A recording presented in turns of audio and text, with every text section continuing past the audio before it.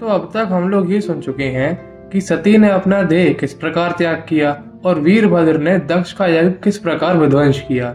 उसके बाद शिव ने किस प्रकार दक्ष का दोबारा पुनरुद्धार किया और अब सती खंड समाप्त हो चुका है और पार्वती खंड की शुरुआत होगी।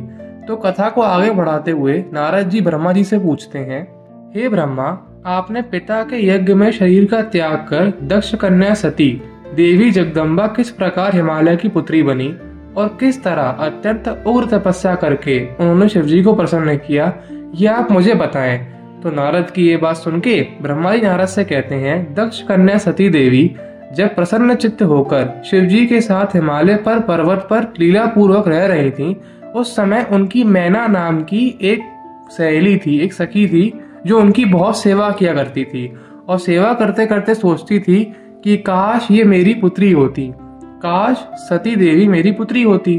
तो उन्होंने ये सोचकर सती देवी की खूब सेवा करी। अब जब सती ने अपना देह त्याग कर दिया तो उन्होंने सोचा कि मैं जब अपना अलग जब अवतार लूंगी इसके बाद वाला, तो वो मैना की पुत्री के रूप में ही लूंगी। तो इसके बाद नारद जी पूछते हैं, हे ब्रह्मा, तो ये मैना कौन थी, वो कैसे उत्पन्न हुई और हिमालय के साथ उनका विवाह कैसे हुआ। तो ब्रह्मा जी बोलते हैं, बहुत समय पहले की बात है नारद, जो हिमालय थे वो बहुत बड़े पर्वत थे और उनका यश चारों ओर फैला हुआ था। एक दिन उन्होंने सोचा कि देवताओं और पितरों की प्रसन्नता के लिए मुझे विवाह कर लेना चाहिए जिससे मेरा कुल आगे बढ़ सके। तो वो पितरों के पास जाते हैं और उनसे उनकी कन्या को मांगते हैं। जब पितर ये सुनते हैं तो वो प्रसन्नता पूर्वक अपनी कन्या मैना का विवाह हिमालय से करवा देते हैं। वो विवाह बहुत बड़ा हुआ था, उसमें सारे देवता आए थे और सब ने प्रसन्नता से उन दोनों का विवाह देखा था। तो इसके बाद नारद जी पूछते हैं, हे ब्रह्मा, तो वो मैना उत्पन्न कैसे हुई, वो किस तरीके से पितरों की बेटी हुई। ये सुनने के बाद ब्रह्मा जी बोलते हैं, हे मुनि, मैंने अपने दक्ष नामक जिन पुत्र की चर्चा पहले की थी, उनके यहाँ सृष्टि की कारणभूत 60 कन्याएं उत्पन्न हुई थीं। उन्होंने उन कन्याओं का विवाह श्रेष्ठ कश्यप आदि से करवा दिया था। तो उनमें से जो उनकी स्वधा नाम की कन्या थी, उनका उन्होंने विवाह पितरों से करवा दिया था। तो उन स्वधा नाम की कन्या से ही 3 कन्याएं और उत्पन्न हुई। उनका जो सबसे बड़ी थी उनका नाम था मैना, दूसरी वाली का नाम था धन्या और तीसरी वाली का नाम था कलावती। हे मुनीश्वर, एक समय की बात है, वे तीनों बहनें भगवान विष्णु के निवास स्थान श्वेत द्वीप में गई थीं उनका दर्शन करने के लिए। वहां पे उस समय बहुत लोग आए थे। हे मुनि, उसी अवसर पर मुझ ब्रह्मा के पुत्र सनक आदि जो 4 ऋषि हैं वो भी वहां पे आए थे। जैसे ही वो लोग वहां पे आए तो सारे जो ऋषि मुनि हैं और देवता हैं उन्होंने खड़े होकर उन्हें प्रणाम किया, पर इन तीनों ने शिव की माया से मोहित होकर उन्हें प्रणाम नहीं किया, उन्हें देख के बैठी ही रह गईं। तो वो तीनों बहुत कुपित हो गए और उन्होंने बोला, क्या तुम लोगों को अकल नहीं है? क्या तुम लोगों ने वेदों के ज्ञान को पढ़ा नहीं है कि जब कोई ऋषि तुम्हारे सामने आता है तो तुम्हें उठ के उसको प्रणाम करना चाहिए। हम तुम्हें श्राप देते हैं कि तुम तीनों स्वर्ग से नीचे गिर जाओ और पुरुषों की बेटी के रूप में उत्पन्न हो। अब जब वो तीनों कन्याएं इस श्राप को सुनती हैं तो बहुत डर जाती हैं और डर के मारे उन चारों के चरणों में गिर पड़ती हैं और उनसे बोलती हैं, हे सनक आदि ऋषियों, हमसे बहुत बड़ी गलती हो गई, हमें क्षमा कर दीजिए और इस श्राप से छुटकारा पाने का कोई उपाय तो बताइए कि हम दोबारा कब अपने स्वर्ग लोक में वापस आ पाएंगे। तो जो सनक कुमार है वो उनसे बोलते हैं, ठीक है, तुम लोगों की जो कन्याएं उत्पन्न होंगी वही तुम्हारा उद्धार करेंगी। तो वो कैसे? तुम में से जो ज्येष्ठ हैं, मतलब जो मैना है, वे विष्णु के अंशभूत हिमालय गिरी की पत्नी होंगी और उनकी बेटी पार्वती होंगी। योगी स्वरूपा धन्या नाम की जो दूसरी कन्या है वे राजा जनक की पत्नी होंगी और उनकी कन्या महालक्ष्मी स्वयं होंगी जिनका नाम सीता होगा। और जो तीसरी कलावती हैं वो वैश्य घर में उत्पन्न वृषभान की पत्नी होंगी और उनकी पुत्री आद्या शक्ति राधा होंगी। तो इस प्रकार जो तुम्हारी तीनों कन्याएं हैं वो माता जगदम्बा का ही स्वरूप होंगी और वही पैदा होने के उपरांत तुम्हें मुक्त करेंगी, तुम्हें दोबारा तुम्हारे स्वर्ग में भेज देंगी। तो इस प्रकार नारद, मैंने तुम्हें बता दिया कि मैना किस प्रकार पितरों की बेटी हुई और किस प्रकार उनका हिमवान यानी हिमालय से विवाह हुआ। तो अब आगे सुनो। तो जब उन दोनों का आपस में विवाह हो गया, उसी समय विष्णु आदि सभी देवता उनके घर गए और उनसे जाके बोलने लगे, हे गिरे, पहले जो जगदम्बा उमा दक्ष कन्या सती के रूप में उत्पन्न हुई थीं और रुद्र पत्नी होकर चीरकाल तक इस भूतल पर क्रीड़ा कर रही थीं, वही जगदम्बा अपने पिता से अनादर पाकर योग मार्ग से अपने ध्येय को त्याग के अब दोबारा अपने स्वरूप में स्थित हो गई हैं। वही आपकी कन्या रूप में पार्वती रूप में उत्पन्न होंगी और रुद्रदेव को अपने पति रूप में ग्रहण करेंगी। तो हे हिमवान, और जो आपकी पत्नी है मैना, उनसे भी कह दीजिए कि आप दोनों तपस्या करें। ये सुनने के बाद जो हिमालय हैं वो उनसे कहते हैं, ठीक है, जैसे आप कह रहे हैं मैं वैसा ही करूंगा।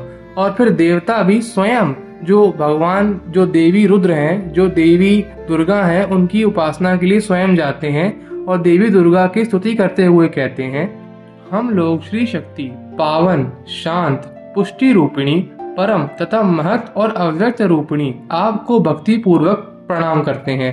कल्याण रूपिणी, कल्याण करने वाली, स्थूल, सूक्ष्म और जितने भी तत्व हैं उन सब की रानी आपको हम नमस्कार करते हैं, जो ब्रह्मांड में तथा समस्त जीवों में रहने वाली हैं, जो ब्रह्मा से लेके समस्त पर्यंत संसार को तृप्त करती हैं, उनको हम प्रणाम करते हैं। आप ही सोमवेद की गीत स्वरूपा हैं, आप ही यजुर्वेद की ग्रंथि हैं और आप ही ऋग्वेद की ऋचाएं हैं, आप ही अथर्ववेद की मात्रा हैं और आप ही मोक्ष स्वरूपा हैं। ऐसी आप दुर्गा को हम नमस्कार करते हैं। इस प्रकार स्तुति करने के बाद जो दुर्गा हैं वो उनके सामने प्रकट हो जाती हैं और उनसे बोलती हैं कि आप मेरी स्तुति क्यों कर रहे हैं, मैं आपसे बहुत प्रसन्न हूँ, आप मुझसे वर मांगिए, आप क्या चाहते हैं। ये सुनने के बाद देवता बोलते हैं, हे महेशानी, आप देवताओं के मनोरथ को पूर्ण कीजिए, जिससे हे शिवे सनत कुमार का कहा हुआ वचन असफल ना जाए। हे देवी, आप पृथ्वी पर अवतारित होकर शिव को पुनः अपने पति के रूप में ग्रहण कीजिए और कैलाश पर्वत पर वास कीजिए। ये सुनने के बाद देवी उनसे बोलती हैं, मैं पृथ्वी पर पूर्ण अवतार ग्रहण करूंगी, इसमें कोई संदेह नहीं।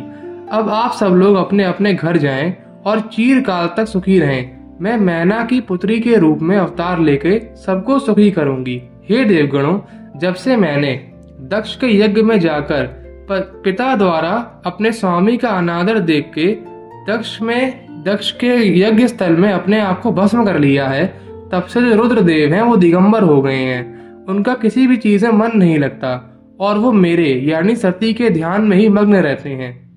ज्ञानी होते हुए भी विरह में व्याकुल वे मेरी अस्थियों की माला बनाकर धारण किए रहते हैं, फिर भी उन्हें कहीं भी शांति नहीं मिलती। तो उनको शांति प्रदान करने के लिए और आप सबका भी मनोरथ पूर्ण करने के लिए मैं मैना के गर्भ में आऊंगी और उसके बाद पार्वती के रूप में उनका ग्रहण करूंगी। जब इस प्रकार देवी दुर्गा सारे देवताओं को वरदान दे देती हैं तो सारे देवता प्रसन्न हो जाते हैं। इसी बीच जो हिमालय थे वो विष्णु आदि देवताओं का वचन सुन के स्वयं अपनी पत्नी मैना के साथ बहुत ही कठोर तप करने लगते हैं। वह पति पत्नी भक्ति युक्त चित्त से दिन रात शंभु और शिवा का चिंतन करते हुए उनकी सम्यक रीति से नित्य आराधना करने लगते हैं।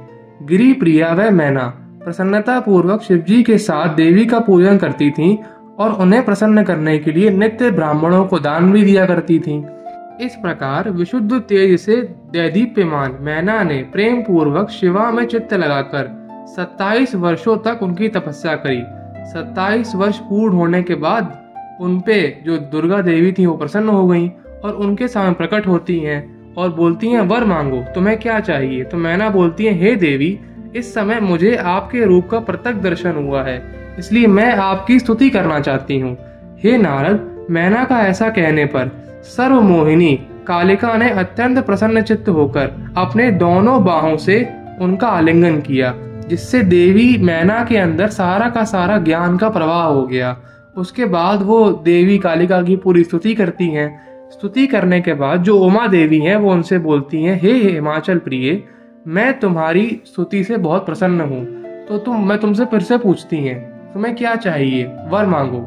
ये सुनने के बाद मैना बोलती है, हे जगदम्बे, पहले तो मुझे 100 पुत्र हों, वे दीर्घ आयु वाले, पराक्रम से युक्त तथा ऋषि मुनि के समान हो। उन पुत्रों के पश्चात मेरी एक पुत्री हो जो आप ही के समान हो, या फिर वो आप ही हो।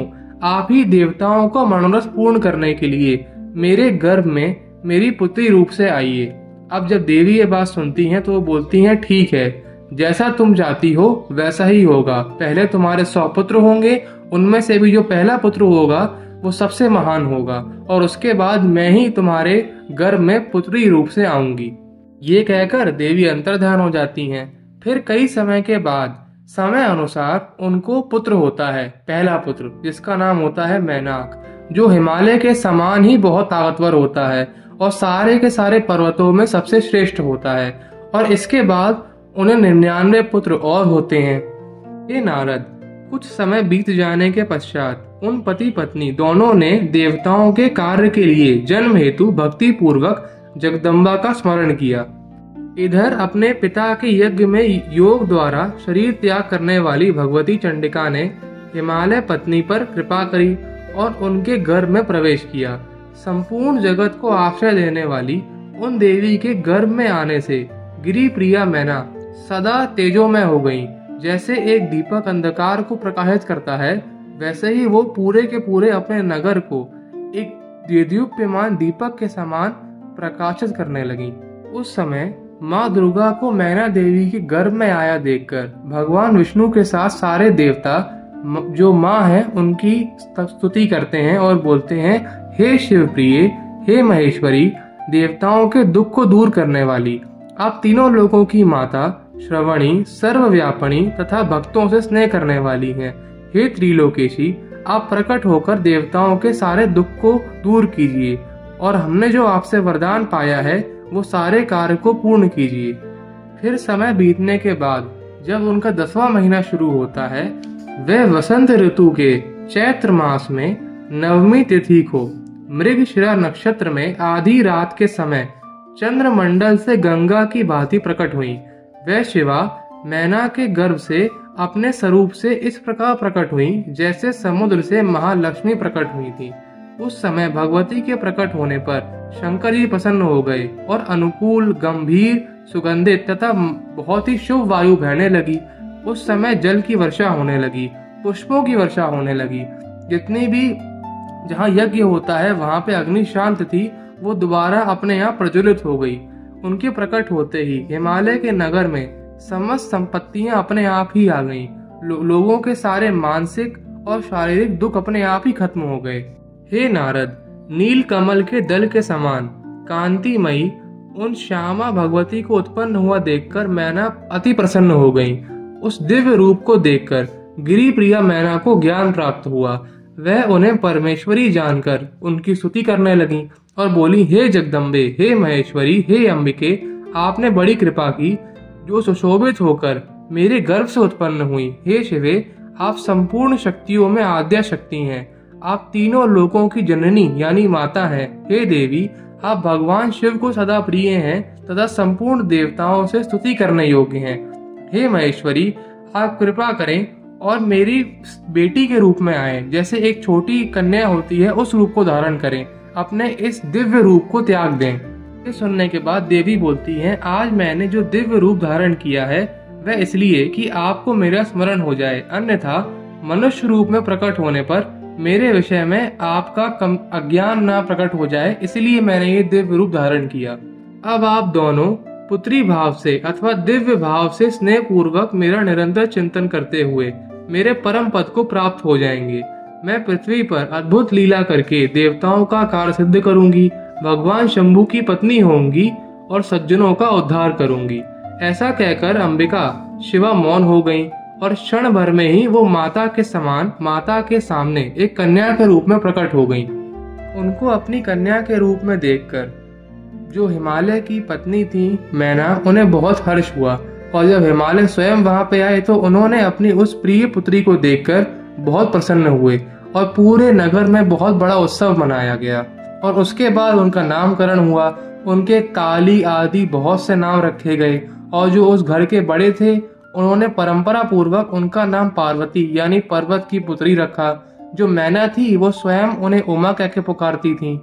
फिर वो धीरे धीरे एक मनुष्य के समान ही बढ़ने लगी और अपनी सहेलियों के साथ खेलती थीं, गुरुकुल में जाके ज्ञान भी अर्जित करती थीं।